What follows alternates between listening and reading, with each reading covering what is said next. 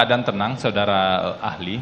Tadi dijelaskan ada pendapat saudara ahli yang mengatakan tidak mungkin terdakwa Ferdy Sambo berada dalam keadaan tenang ketika mendengar informasi yang sangat sensitif dari istrinya. Nah, selain pembuktian kondisi tersebut secara faktual, menurut saudara ahli, kalau dilihat dari aspek kejiwaan, karena keadaan tenang kan dikorelasikan dengan kejiwaan, itu siapa atau ahli apa yang bisa membuktikan kondisi kejiwaan dalam keadaan tenang atau tidak? Baik, mohon izin menjawab yang mulia.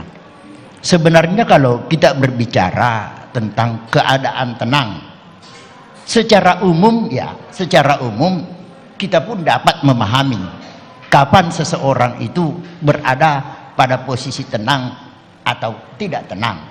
Tadi saya gambarkan, kalau terdakwa FS mendapatkan pemberitahuan seperti yang telah saya kemukakan tadi, sejak yang bersangkutan menerima pemberitahuan dari istrinya itu, saya yakin tidak ada ketenangan. Tetapi untuk membuktikan tenang atau tidaknya karena itu aspek kejiwaan, maka tadi saya telah katakan itu akan diperkuat atau diyakinkan oleh ahli psikologi forensik.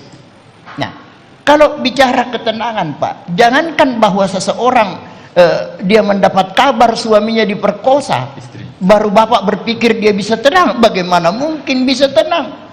Tidak usah jauh-jauh, Pak. Kita dengar saja, kita punya anak sakit, anak kita jatuh misalnya, atau tertabrak di depan rumah. Lagi-lagi mana yang bisa tenang? Itu baru satu contoh. Apalagi kalau benar peristiwa yang diterima oleh saudara terdakwa FS itu. Begitu pendapat saya yang mulia. Terima kasih saudara ahli. Nah, saya ingin masuk pada aspek dengan sengaja. Tadi saudara ahli mengatakan kalau kita bicara soal pasal pembunuhan, si pelaku pembunuhan baru bisa dikatakan dengan sengaja kalau dia betul-betul menghendaki kematian korban. Iya. Benar ya saudara ahli. Nah, bagaimana kalau sebenarnya tidak ada rencana untuk melakukan pembunuhan, tapi rencana yang ada adalah untuk melakukan klarifikasi.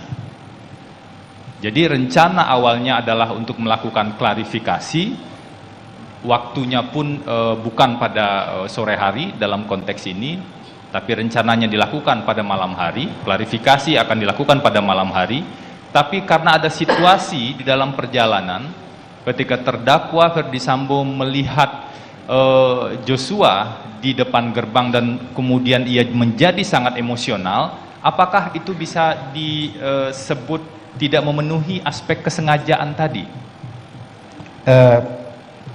Jadi kesengajaan itu tadi sudah saya kemukakan, bahwa kesengajaan itu harus ada perbuatan nyata. Dalam kasus pembunuhan misalnya, harus ada perbuatan nyata dari pelaku yang menyebabkan terjadinya kematian. Ada orang yang meninggal dunia, dan kematian ini memang dikehendaki oleh pelaku. Ya, kalau saya mendengarkan uraian kronologis yang Bapak penasihat hukum ketengahkan kepada saya itu, ya saya tidak melihat adanya unsur berencana di situ, karena serta-merta langsung berhenti lalu kemudian hendak melakukan satu klarifikasi. Tapi itu sekali lagi semua pihak tentu mempunyai kewenangan untuk menilai masing-masing. Terima kasih sudah nonton. Jangan lupa like, subscribe, dan share ya.